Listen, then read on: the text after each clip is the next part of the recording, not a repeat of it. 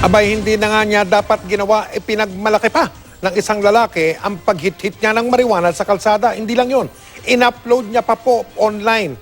Pero wala siyang kawala sa bypass ng mga pulis. Nakatutok si John Consulta.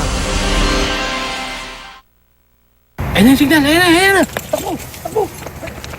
Sa ikinasang bypass operation, naaresto ang call center agent na si Vince Mark Ablis nang tangkay niyang bentahan ng kush na isang high-grade marijuana ang mga undercover ng San Pedro Police.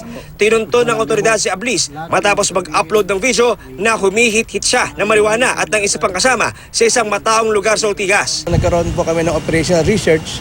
Meron po siyang na-i-upload na in public ay ipinopromote niya po ang high-grade kush marijuana. Gusto niya ipakita sa mga tao na hindi po pansinin ang paggamit ng high-grade kush marijuana. Ang mga clients po nila ay from call center agents at mga casino employees. Sa follow-up operation, nadakip naman ang supplier ni Ablis na si Bernard Herrera. Na-recover sa suspect ang 50 gramo ng kush na 100,000 piso ang halaga. Ayon sa pulisya, sa mga convenience store pasimpleng nakikipagtransaksyon ang suspect para di mahalata ang kanyang modus. Kapag medyo malaki na po ang demand sa kanya, doon po siya kumukuha kay Bernard Herrera. Naka-schedule na po kung sino po yung mga imimit niya po ron.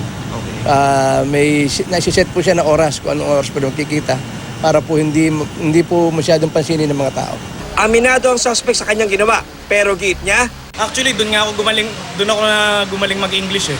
Walang tama ang local, masakit, sore throat ka, kaya wala. kaya kush na lang. Yung kush, medical grade naman yun eh.